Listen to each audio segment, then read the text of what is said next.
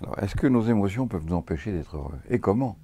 Et comment? Les trois quarts du temps, comme nous ne savons pas nous en servir, elles nous font mal, donc nous essayons de les contrôler ou de les refouler, et du coup, voire même de ne plus en avoir, et du coup, nous ne pouvons pas être heureux. Sans les émotions, on ne peut pas être heureux.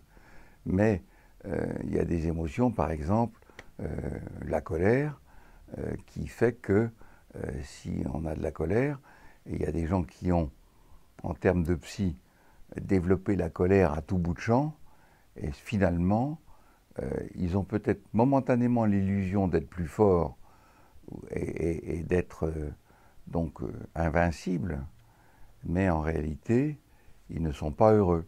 En outre, ça consomme une énergie considérable. Et donc, il y a des tas d'émotions, la peur, je ne parle même pas de l'angoisse, mais la peur, la tristesse, et des sentiments très souvent venus de l'enfance ou de l'adolescence, qui ont été mal vécus et qui donc continuent, parce qu'ils sont stockés dans nos logiciels affectifs.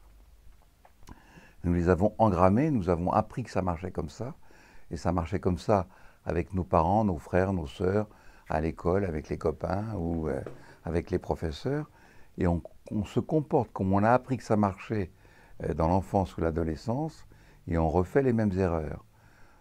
Donc, grosso modo, on dit qu'il y a à peu près 8 émotions: l'amour, la colère, la peine, la peur, la surprise, le dégoût, la culpabilité. Hein. Et donc, vous voyez que dans chacun de ces cas, si l'émotion ou le sentiment n'est pas en place, eh bien, ça va être un blocage au ressenti et au vécu du bonheur. Soit par un excès d'utilisation, donc la personne qui a peur tout le temps, qui est persuadée qu'elle a peur, et donc si elle a peur, ça la protège, mais un excès de peur, ça va vous protéger de la vie. Donc à la limite, la vie est un banquet où on essaye de profiter du banquet, de cette chance extraordinaire que c'est d'être vivant, et on s'empêcherait de profiter du banquet sous prétexte qu'il peut être empoisonné. Vous voyez qu'un excès de peur peut être aussi destructeur qu'une trop grande confiance. La névrose ou les psychoses sont l'apparition de sentiments stéréotypés qui s'imposent à nous dans le quotidien comme des réflexes automatiques et qui fait qu'on a une attitude qui vient des anciens temps et qui rejoue dans le monde présent. Donc on est décalé par rapport au temps réel.